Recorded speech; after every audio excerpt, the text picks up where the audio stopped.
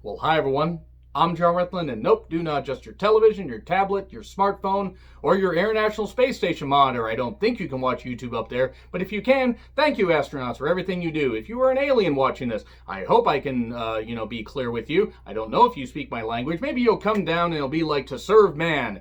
It's a cookbook. If you've seen that Twilight Zone episode, you know what I'm talking about. This intro is totally messy. I'm reshooting my Blu-ray collection videos because at the time, for whatever reason, it was mirrored image, so you were reading this title backwards and any of the movie titles backwards. It was like bad Scrabble. So that's why I'm doing part one here, and I'm going to talk about animation and movies I enjoyed, whether they're fantasy or anything. And I got a lot of movies to get through, guys, so it's probably going to be 3 parts, and get ready for a whole lot. But I'll try to make these things as fun as possible. But let's get started with that, bit of an intro. So here we go. I'm going to talk about the Looney Tunes movies. Hooray! Is that getting... Okay. Making sure it wasn't all shiny and bullshit and everything. So, let's look at one. I love Looney Tunes. I absolutely love Looney Tunes. But let's talk about some of these, some of these episodes here. I'm going to talk about some of my favorites. You got Baseball Bugs. You got the old gray hair, Rabbit Hood, where he's that Robin Hood Daffy. That's one of my favorites. What's Opera Doc? Duck Amuck, where Bugs was drawing him in. Robin Hood Daffy, by the way, is my favorite one. Yoink, send away, boom! It's just absolutely great. The Scarlet Pumpernickel, which was a little uncomfortable because you had one of the characters stalking a woman and scaring her, and it kind of looked a little dark. There were a lot of cartoons that were really, really dark here.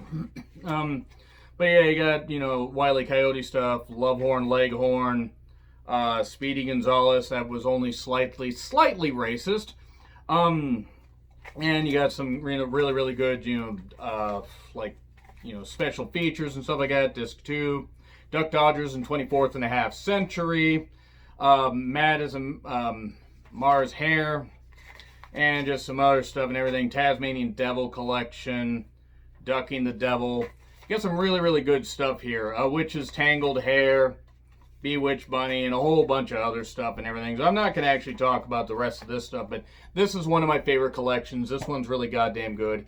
And then we go to Looney Tunes, Platinum Collection 2, Electric Boogaloo. So, talking about some other stuff here, let's go with some, they got, 3-disc sets, Buckaroo Bugs, Wisecracking Duck, book review. One thing I will say is I don't care so much for the late 1930s ones, because sometimes the voices just don't fit. I got more in tune with the stuff from the 40s, but I do admit that some of the older stuff still does hold up. And like Little Red Rodent Hood. I mean, come on, you got some really, really good classics here. Tabasco Road. How did Speedy Gonzales get by the racist censors? Oh, right, it was cartoons. We didn't really care. To be fair, he's a pretty damn cool character. And then, Disc 2. You got Rabbit Season, Duck Season. Oh, boy, that was just some really, really good stuff. And more, content here, bonus content, some really, really good stuff. A lot of the bonus content, they really put a lot of shit in on this. The Duck Season, Rabbit Season, Duck Season stuff I absolutely loved. And now we go to Collection 3. The sun's kind of shining on it. Sorry, it's a really, really hot day out there, or at least hot for us. So let's talk about some more stuff on here. All right. Oh, hey, look. It does that one. It's with the giant hairy monster and everything. Night Night Bugs, Pigs in a Polka, Hair Grows in Manhattan, Operation Rabbit, Bully for Bugs, where it's, the stop steaming up my tail. What are you trying to do? Wrinkle it? Fuck bullfighting, by the way, but that was some pretty funny stuff. Nasty Quack, Stupor Salesman. For a small price, I'll sell you this little blue button to get you down, because this house went all up in the air. Be Prepared. And just really, really good shit. Like, I really enjoyed it. This one only had 2 discs. But, this is really, really good stuff. I really enjoy the Looney Tunes movies. And they're just some of my favorite things. And now I'm going to talk about some more animated stuff that I have. So, Paprika. This one's wild. It makes no sense. To be fair, some anime movies in general don't actually make sense, but They really, really did nail it here. I mean, I thought they nailed it with a great animation style and some really, really great stuff. It wasn't like the best movie, but visually impressive. And for what the movie tried to do with its plot, it was pretty entertaining. One of my favorite movies, period. Princess Mononoke. I mean, fucking hell. I hate humans. If that isn't a goddamn mood, I don't know what is. But the cast was great. The animation was great. It still holds up today. Cut off a wolf's head and it still has the power to bite. I'm sure there are plenty of quotable lines I'm missing, but Princess Mononoke is one of my favorite goddamn movies. The Wind Rises. I really enjoyed this. Studio Ghibli. Or Studio Ghibli. Studio Gimli. Just having a dwarf do animation would just be really, really funny. You know, Wind Rises is actually really, really impressive. Very visually stunning. It has a bit of a washed out look in some parts, but actually really, really works and really succeeds in what it does. One of my favorites also, excuse me, Howl's Moving Castle. Hi, I'm just going to put it here out of the sun. I'm not doing a very good job. Howl's Moving Castle, this is one of the most visually impressive animated movies, period. Not just anime, but animated movies, period. It's fantastic. Some great shit. Very scary stuff also. Speaking of scary stuff, I love Howl's Moving Castle. Speaking of scary stuff, 9. This movie is fucked up. This movie is really goddamn fucked up. But it was really goddamn good. I really enjoyed this one. I thought this one was fucking terrific. And speaking of terrific, it's just what I like was just the animation stuff. But God, you get all that violence, you know, the cartoon violence and stuff like that. Another one that really isn't for kids, even though it was marketed as such. Coraline. Coraline is also one of my favorite movies, from the director of The Nightmare Before Christmas. I fucking loved it. It also had a great visual representation of Terry Hatcher. That's mean. Because Terry Hatcher is actually a beautiful woman, but just the look that they had, the stop motion animation, all that stuff, it was really, really good stuff. I really fucking enjoyed it. It was goddamn awesome. And what I also enjoyed was Tangled. This movie's fucking excellent. Shut up. This movie's fucking excellent. I fucking love it. It has Mandy Moore in it. Mandy Moore, who I absolutely love. She didn't like some of her pop music career, but well, she didn't like that song Candy. It did get overplayed. Mandy Moore is really good in this. You got the antics between the man and the horse. No, not like that. This is a kids movie. If you want stuff with the man and the horse, check out Stories about Enumclaw, Washington. I'm not fucking kidding. It's gross. But what's not gross is Tangled. Tangled is really goddamn fun. It's a little bit dark in parts, but it's one of those forgotten Disney movies I think that really deserves much more than much more attention than it gets. I mean, yeah, which I guess it just seems like sometimes like people talk about like the Disney classics and Tangled doesn't get mentioned. That's a modern classic. What's really a classic? Aladdin. Not the live action version. Besides Naomi Scott and the guy that played Aladdin, I actually thought he was pretty good. That movie can fuck right off. Will Smith's Genie was terrible. This movie was fucking terrible. I fucking hated the live action one. I loved the animated one. Robin Williams and so many other great voices, and Jafar actually being a villain and not just a sniveling little bitch in the movie. And just, I mean, it's not that the actor was bad that played him, but it was just really, really fucking terrible. But this one was great. Definitely a classic. In every sense of the word. Music's all fantastic. Animation's all fantastic. Still holds up today. Same with Sleeping Beauty. Now you'll have to deal with me, fair prince, and all the powers of hell. This was set in a kids' movie. I mean, then again, Walt Disney, if you read up on him, we know who he wanted to send to hell. You know. If you know, you know. But Sleeping Beauty, really good. I got the 50th anniversary collection. It was really, really good shit. Love the animation. Love the, Maleficent, that's where they based it on, where they had the Angelina Jolie franchise, I guess. I mean, even though it's only had 2 movies, probably going to have a third one. It's going to continue to be a franchise. They're going to do the origin story of Maleficent next. They'll do that, won't they? They'll make it a series because Disney has more money than God right now and probably always will. But I love Sleeping Beauty. That was fantastic. And now we get to Treasure Planet. Fact that movie and Titan AE deserves so much more goddamn love than they got. I fucking love Treasure Planet.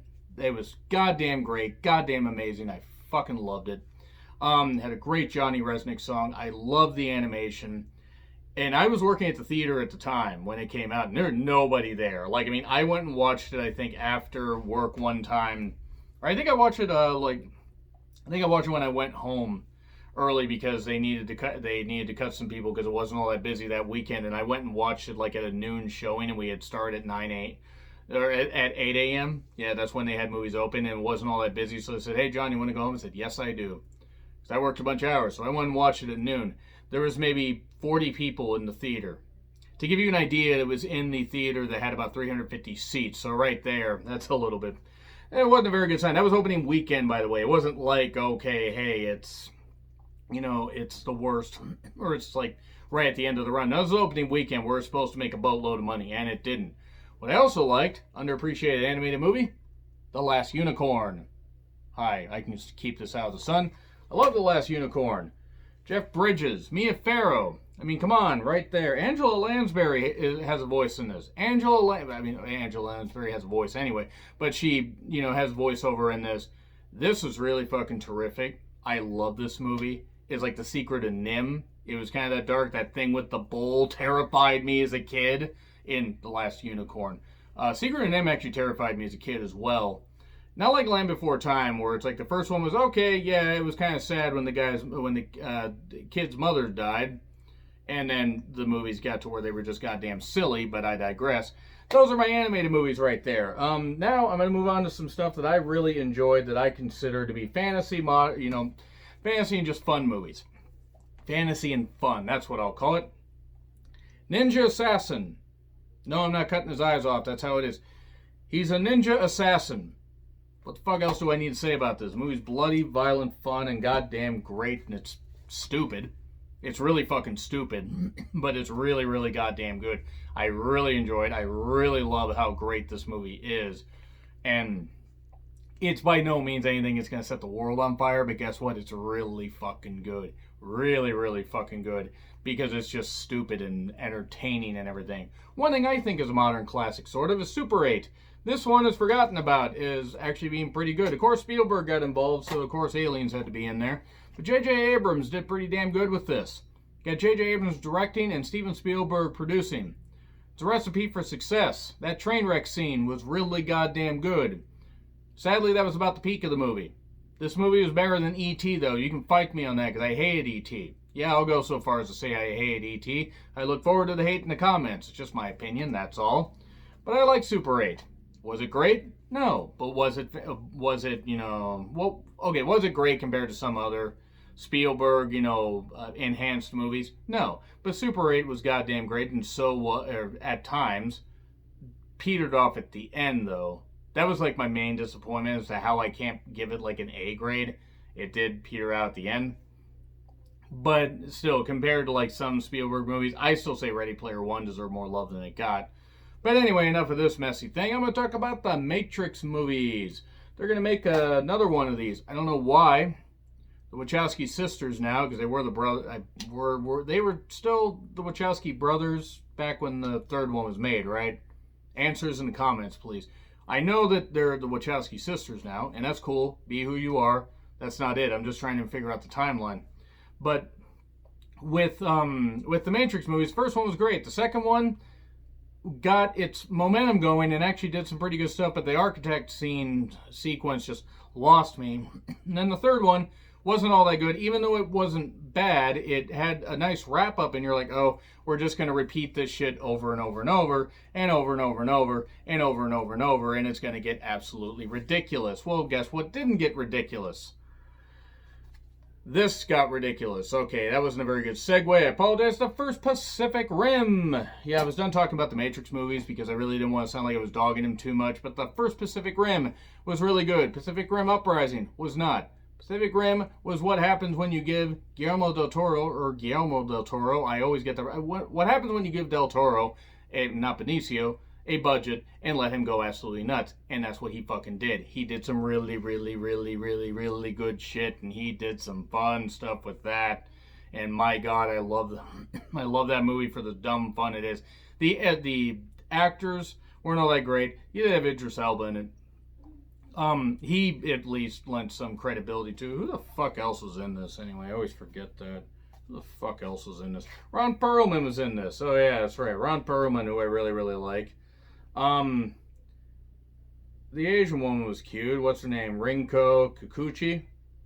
Boy, I hope I got that right, because otherwise I'm going to sound really, really mean saying that. Yeah, Ron Perlman actually was really, really goddamn good in this because Ron Perlman's good in anything. And Ron Perlman's great to follow on social media if you aren't. It's very outspoken, and it's awesome. What's also awesome, The Fifth Element. This movie's better than fucking Star Wars. Fight me, I don't fucking care. Fifth Element deserves so much more love than it got. Director Luc Besson, who's one of my favorite directors. Maybe not one of my favorite people if you read up on him because he's a little bit weird. But he is somebody that, you know, directs some really goddamn good movies. Even Lucy, I believe he directed Lucy, or at least had a hand in it.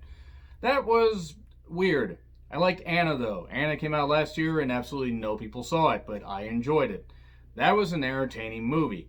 The Fifth Element is what happens when you just let sci-fi, you know, done by a sci-fi person.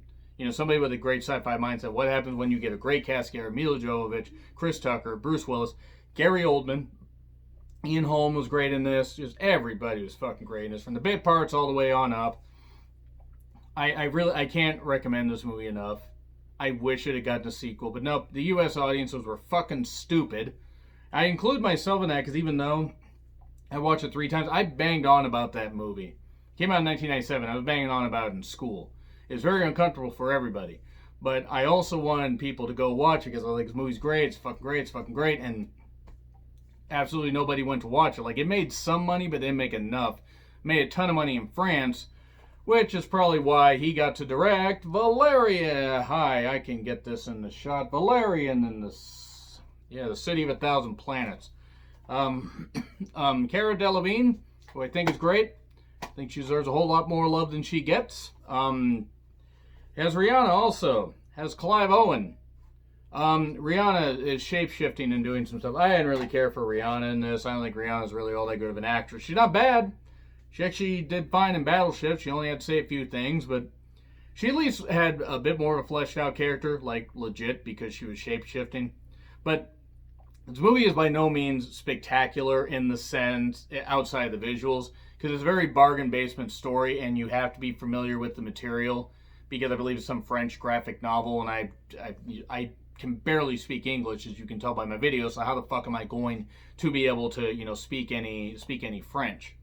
But Luc Besson also directed this. And what I fucking loved about that movie was just how visually rich and impressive it was. And I watched it in 3D, and it was great to watch in 3D. Too bad nobody else went to saw it. Lots of people went and watched that than they watched The Fifth Element. That movie, and Valerian had like a, $150-200 million budget. It made its money back in France, I believe, and in international markets, and possibly in the French parts of Canada. I'm not too familiar with Canadian box office. But Valerian should have gotten more love than it got. I mean, was it the best movie? No. But it was visually impressive and visually arresting, and I really enjoyed it. And why did nobody go see that? Answers in the comments, please. The Mummy. Hi. I figure out how Sun works. The Mummy is really, really good. The Mummy's goddamn entertaining. It's back when Brendan Fraser had a career. I have no idea why Brendan Fraser doesn't have a career anymore. He really should have gone further than he did. The Mummy was really good. The Mummy Returns also exists. Mummy, Tomb of the Forbidden Kingdom, or Tomb of the Dragon Emperor, but, you know, it had Jet Li in it, so I'm going to just call it Tomb of the Forbidden Kingdom. Was not so good, because it came out some, like, 8-9 years later after the second one. But this Mummy was great. Oded Fehr was also good. Rachel Weisz. Whew. Yeah, you want to talk about somebody that's just as aged well. She has aged well. She is fucking fantastic. I fell in love with her with this movie. But really, really good stuff. You know, Arnold Vosloo, you know, new Billy Zane, as I call him, or, you know, the alternate reality Billy Zane, because he does kind of look like him. They really do look like each other. I mean, have you ever seen them in the same place? If you have, then, I mean, cool. Then I hope you got their autograph. But also, they do look alike. It was just really good. It was campy, fun. This is what the Tom Cruise movie that, you know, The Mummy should have been. Fun, enjoyable. This was better than Van Helsing, because Van Helsing was a goddamn mess. It was also a mess, but The Mummy was really goddamn awesome. It was also a mess. You know what? I'm just going to put the last two up here. Chronicle and Legend. Talk about Chronicle first. So, Chronicle's found footage superhero stuff where guys find some kind of weird alien thingy in the ground. I think it's a meteor or something. They gain powers. One goes evil, and the others have to fight back. It never got a sequel. We never got Chronicle 2, Electric Boogaloo. But I really enjoyed Chronicle. It wasn't fantastic, but Sometimes found footage movies work. This also worked. Legend. I already showed it to you earlier. I'm going to say this cast here. David Bennett, Tom Cruise, by the way, Mia Sara, Tim Curry, and a bunch of people, Billy Barty, Alice Playton. I had to check out some of these people here. But it was it was really, really goddamn good. It was a great fight. And Tim Curry is the fucking devil. How can you not enjoy that? He was the redheaded guy on there, by the way. He isn't, well, I mean, and that's unfair, actually, to the devil, because we all know Tom Cruise is. But this movie was just really good. It was like this modern, twist on, like, it was a fantasy thing with a modern twist. Not as modern as Lady Hawk, where they had the electric guitar stuff and everything. But I really enjoyed just how fun Legend was. And it just was in that weird glut of fantasy movies, where the 80s was pumping out a lot of fantasy movies. And they were actually doing some really, really good things. So yeah, speaking of fantasy movies, let's go to, I can get this, Willow.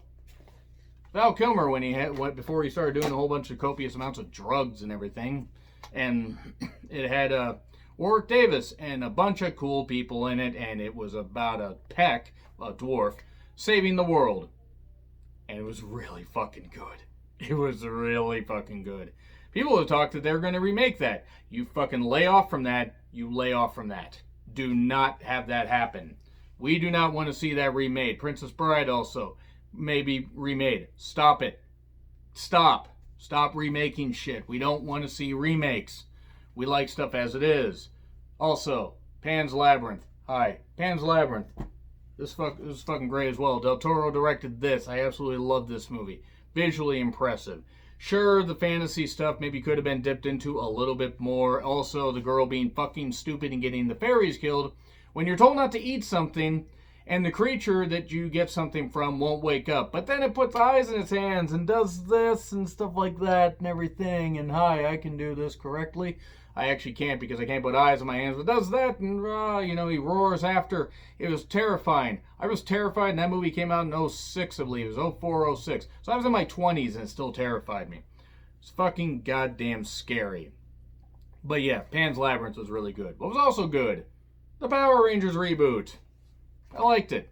I mean, there's not much more to say. I did a review about it. It's not going to set the world on fire, because we kind of need to live here, so let's not set things on fire. But it was fun. It hit the nostalgia veins pretty well, and it was good for what it was.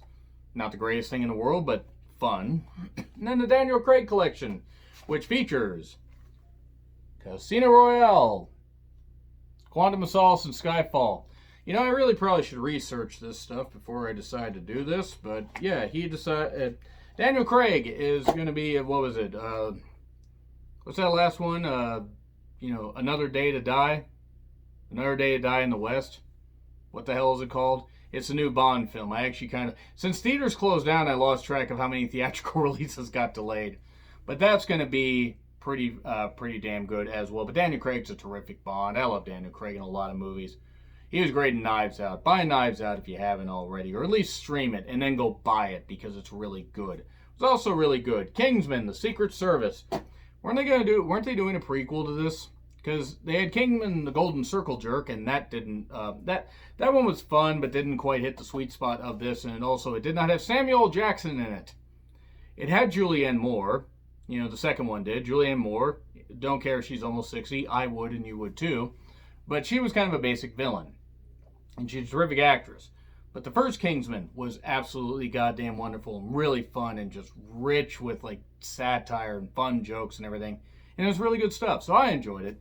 So that's going to be it for that, guys. I'm going to talk about some other movies, classics and everything in the next video. And I'm going to do my horror movies. My horror movies one may either be split into 2 videos, or I may just do them all in one. Anyway, guys, agree, disagree with what I said, like, share, subscribe, Twitter handle in the description.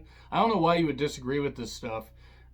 Beyond saying, hey, I don't agree with your takes, because they're in my collection. It's not your collection. But anyway, I'm John Ritlin. I'll see you soon.